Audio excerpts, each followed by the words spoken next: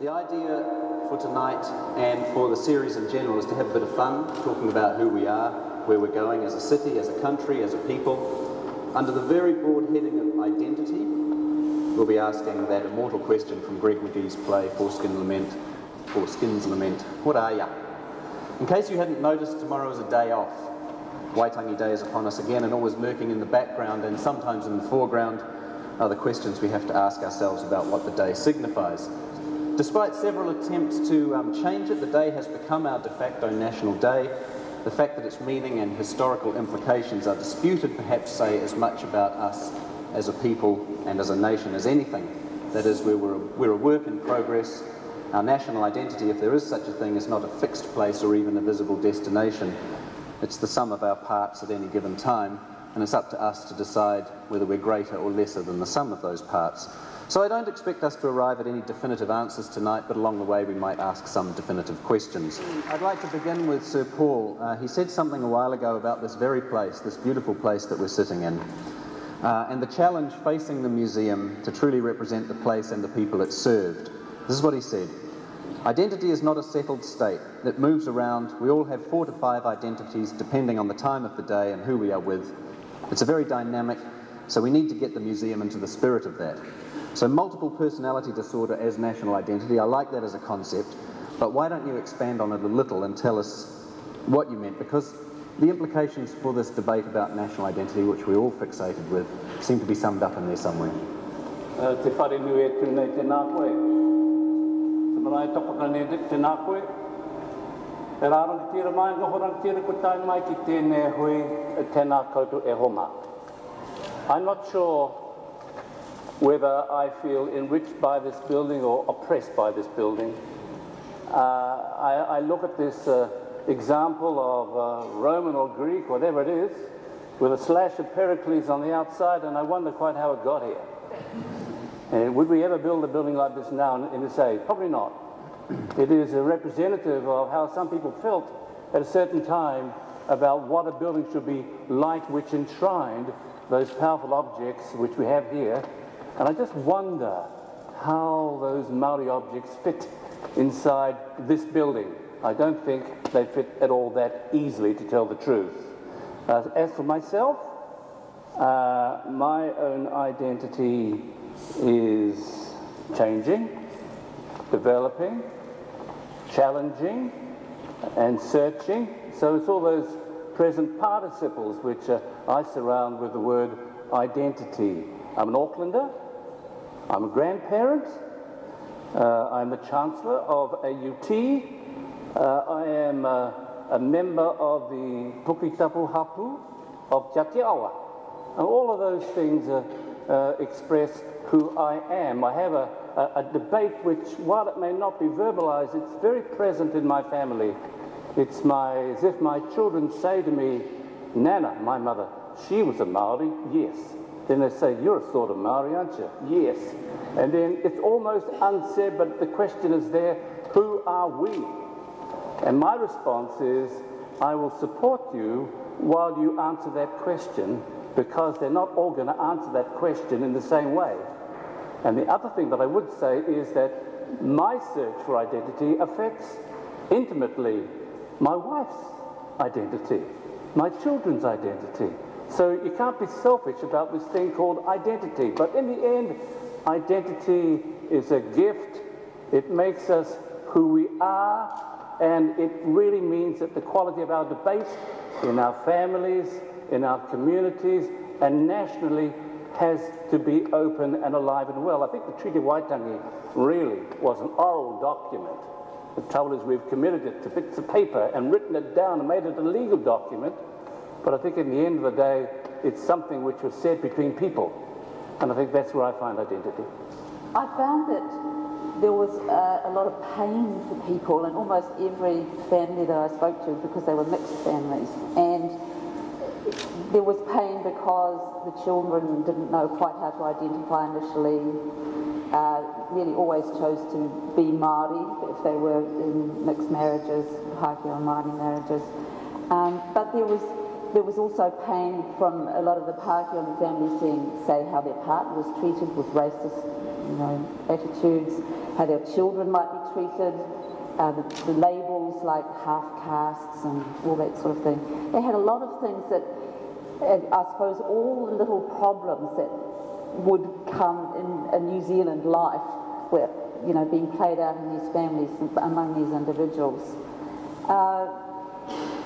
I think in the end that those who had the Māori whakapapa were the ones who felt better in their identity, which was interesting. The Pākehā actually started to feel a little more uncomfortable about who they were, whether they belonged and that sort of thing. But, and there wasn't going to be that kind of interchange between my parents, the language thing. But when we moved up to the North Island, it was quite clear that we had this big embracing whānau, the Maniapoto family, that was part of tribes. And so we never questioned our identity. And I think that the quest for national identity is very much coming from the Pākehā side. That's what New Zealanders are wanting, and often the only valid expression for that is something Māori, because it's totally unique.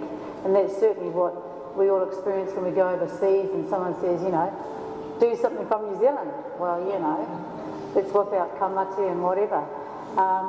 So for my friends and I, who are lucky, because not all Māori have been brought up in this way. I think one of the things about Waitangi Day, which really sucks, is that there is all that antagonism that goes around, and I heard on Talkback today, the discussion about the flag, and you get all this yelling and screaming, and it obscures the real issues, the real meaty issues that if we were courageous, we could say, okay, constitutional change.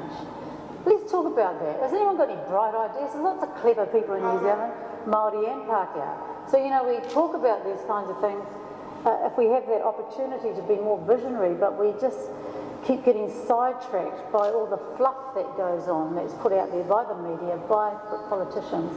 And, Waitangi Day, I've said before, is every day for many Māori who are constantly trying to push our people forward. Tēnei tātou te whare. Welcome to everybody in the house. Kei te whanaunga au hau o te rupu Pākeno Aotearoa. I'm one of that Pākehā tribe from New Zealand, ko tangata tiriti ahau. I'm a child of the treaty. Nō reira kia koutou tangata whenua, a tangata rangatira, a tēnā koutou e tēnei rā o Waitangi. To my partner people, my elder brothers and sisters, greetings on this eve of the celebration of our marriage in this thing of Waitangi. I'm really quite comfortable being in Pākehā skin. We are all New Zealanders, but we are similar but different. And those of us who belong to tangata tiriti are multicultural in our dimensions, but we have an obligation to be bicultural in our relationship with the land. And, I think it's as simple as that, really. I mean, my people have been here since the 1840s.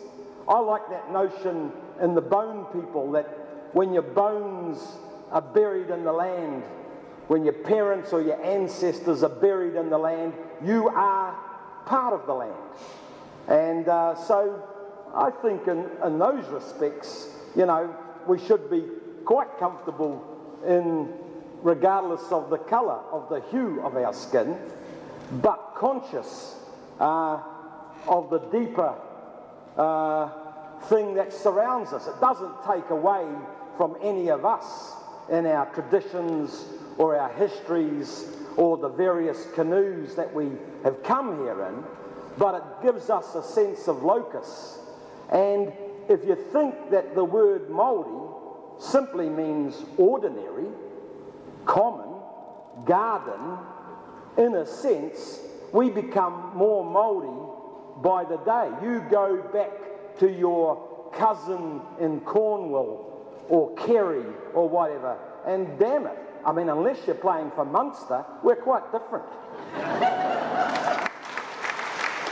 think that there's another dimension to consider about this, and that is that diversity itself has been something that the country has had to get its head around. You know, that for a very long time there was a notion that there was one way for things to be done, whatever it was. There was a real pressure for conformity, and there was an idea that the majority, whatever opinion it held, would exclude all others. Now, you had, so Paul and I were talking about this just before, that you had an exile of artists to Oxford, Dan Davin, for example, who couldn't quite see how you could make a life or a cultural life here because it was just so narrow. Now, in order for us to understand that you could see that there was more than one way of treating the world, the Maori Renaissance really came along at a very convenient time, and I think played a large part in our changing understanding of diversity, which is really a staging post to something much more substantial and a growing up of a culture, really, because, you know, a decent culture has a great deal to it, and I see the possibility of much more flowering. I think there are limitations to the sovereign national state, and I think what is beginning to happen once again is the resurgence of what I call the city-state. And if you take Auckland, where are our prime links? Are they Dunedin or are they Sydney? I would suspect increasingly they are Sydney. And the links that we have with Sydney, expressed through sport, expressed through people, expressed through trade, I think will provide enduring links. And in terms of where Maori now live, where do they live? Well, they live in Aotearoa, but increasingly large numbers of them live in Australia. So we in fact have internationalized ourselves. So our identity is not necessarily the same thing as feeling that we are New Zealanders living in this place. That our identity is something which is out there in the international arena. Jock Phillips, our national historian, says that we should forget about the debate on Waitangi Day and just perform to each other. And the sooner we get out of here, the sooner Moana can do it for us.